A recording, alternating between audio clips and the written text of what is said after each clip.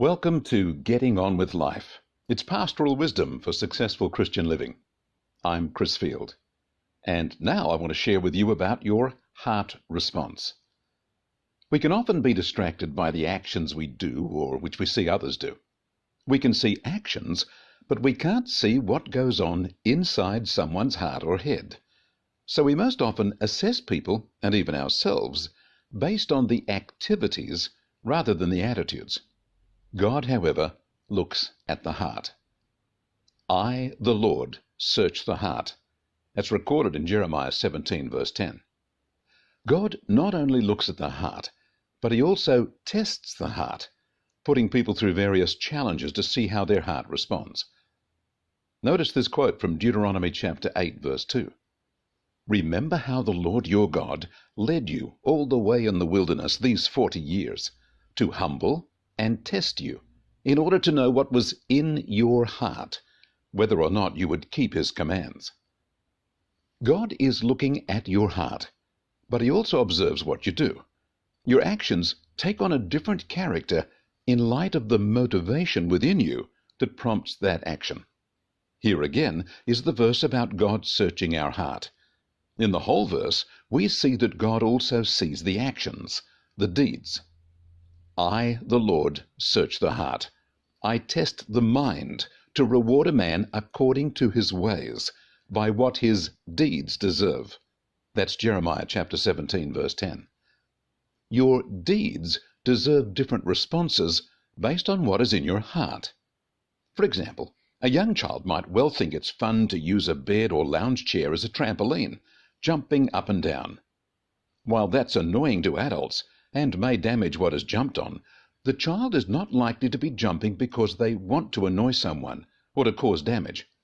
They are simply acting childishly, without thought for consequences. The action has to be viewed in light of the heart or inner motivation. If a child wants to annoy someone or hopes to break the furniture, then that is a different matter. The difference is made in the heart, not in the energy it takes to do the jumping. Christ applied this principle of separating the action from the motivation when he was on the cross. Christ called on God to forgive those who were crucifying him because of their ignorance. Note the quote from Luke chapter 23, verse 34. Jesus said, Father, forgive them, for they do not know what they are doing. The Apostle Peter made the same distinction on the day of Pentecost, in the first sermon of the church age, as he preached to the gathered crowd in Jerusalem. He told them they had crucified the Lord, but then pointed out that they were not aware of what they were doing. Note this quote from Acts chapter 3, verse 17. And now, brothers, I know that you acted in ignorance, as did your leaders.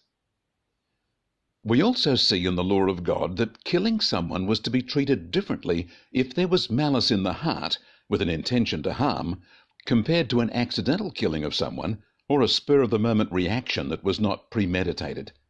So the attitude of the heart is a critical issue. Note this quote from Deuteronomy chapter 19, verse 6. The avenger of blood might pursue the manslayer in a rage, overtake him if the distance is great, and strike him dead, though he did not deserve to die, since he did not intend any harm. At the same time, God is not fooled by religious actions, since he can see the heart of the people, and he measures people by their heart, not by their religious deeds. Note this quote from Matthew chapter 15, verses 8 and 9. These people honor me with their lips, but their hearts are far from me. They worship me in vain. Their teachings are merely human rules. Jesus was quoting from the prophet Isaiah, who prophesied that the people would do what the Pharisees and scribes were doing. Note Isaiah chapter 29, verse 13. Therefore the Lord said, These people draw near to me with their mouths and honor me with their lips, but their hearts are far from me. Their worship of me is but rules taught by men. The prophet Ezekiel was also warned by God about people who would come to him, but who had a wrong heart. Note this quote in Ezekiel chapter 33, verse 31. With their mouth they show much love, but their heart pursues the things they covet. God is not fooled by your pious actions. because he can see your heart. Your heart response in life situations is what makes the real difference in your life.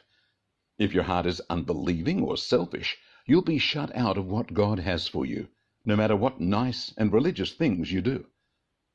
In most churches, the people who serve with dedication, or who give generously, or who seem the most zealous, are automatically thought to be the more spiritual, or more pleasing to God. They may well be, but God also sees their heart. I use an example in my parenting talks of a parent who needs a child to fetch something at a nearby shop. A son keenly volunteers to go. The parent is impressed and thinks they have a very obedient child. But the son's motivation is his hope to talk with the pretty girl who works at the store.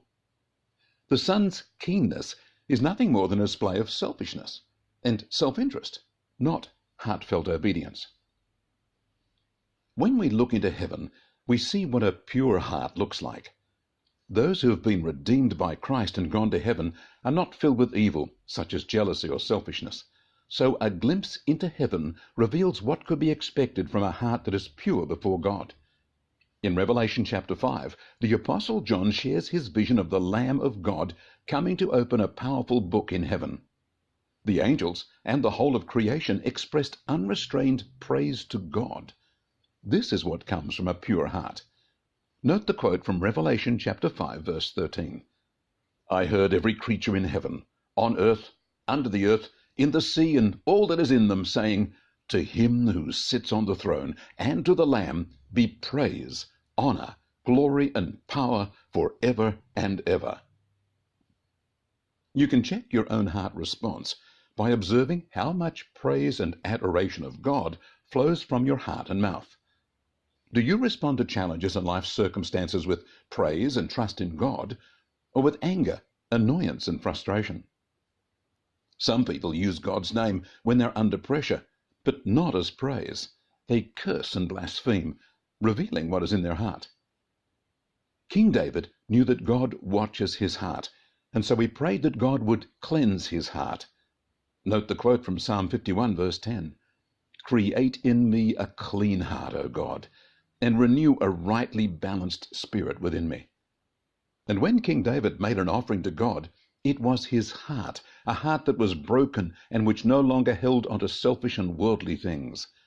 Note also from Psalm 51, verse 17, My sacrifice, O God, is a broken spirit. A broken and contrite heart, you, God, will not despise. Remember that the issues of life come from your heart. We're told that in Proverbs chapter 4, verse 23. Keep watch over your heart with all diligence, for out of your heart come the issues of life.